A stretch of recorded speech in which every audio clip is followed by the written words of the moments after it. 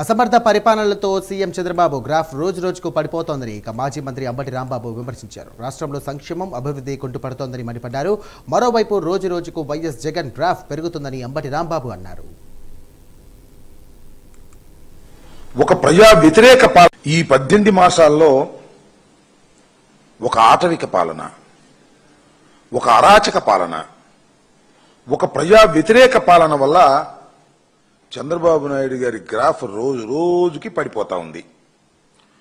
టోటల్గా మొత్తం భారతదేశంలో ఇంత చెత్త ప్రభుత్వం మరొకటి లేదు అనేటటువంటి స్పష్టమైన అభిప్రాయానికి ప్రజలు వస్తున్నారు.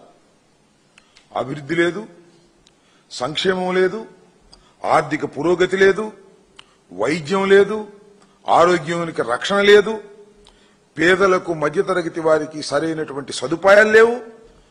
దారుణంగా చంద్రబాబు నాయుడు గారు ప్రజలకు వెన్నుపోటు పొడిచాడు అనేది చాలా స్పష్టంగా అర్థమవుతున్నటువంటి పరిస్థితులు కనిపిస్తున్నాయి. దీంతో వారి గ్రాఫ్ పడిపోవడంతో పాటు జగన్మోహన్ రెడ్డి గారికి, వైఎస్ఆర్ కాంగ్రెస్ పార్టీకి గ్రాఫ్ పెరుగుతా ఉంది, ప్రజాదరణ పెరుగుతా ఉంది. 2019-24 మధ్య జగన్మోహన్ రెడ్డి గారు పరిపాలించినటువంటి 5 సంవత్సరాల కాలంలో వారు చేసినటువంటి సంక్షేమ కార్యక్రమాలు కానివ్వండి, వారు అందించినటువంటి కార్యక్రమాల వల్ల ప్రజలు ఎంత సంతోషంగా ఉన్నారో ఇవాళ గుర్తు చేసుకునేటువంటి పరిస్థితి ఏర్పడతా ఉంది.